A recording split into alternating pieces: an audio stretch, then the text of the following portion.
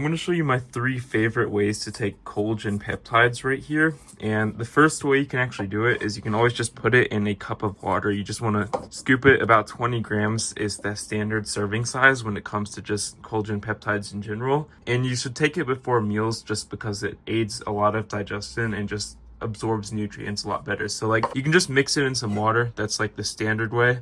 You can put it in a cup or a bowl. It doesn't really matter that much. Or put in some oatmeal.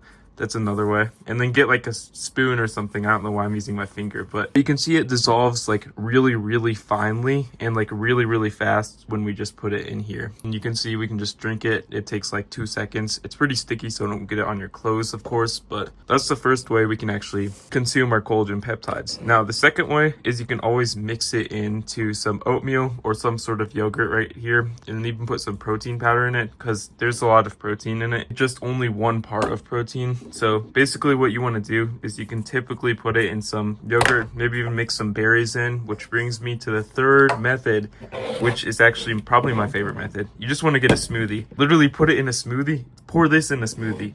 Like, it's actually so freaking good. It like goes into anything. I honestly like the taste of it just plain. That's why I just put it in water. And if you try to dry scoop it, don't, because it's going to be like sticking to the top of your mouth like gum and never come off. But put it in a smoothie or water are typically the best methods. And those are the 3 ways that you can actually have collagen peptides. Hope we found this helpful, and let me know in the comments if you have any other ways.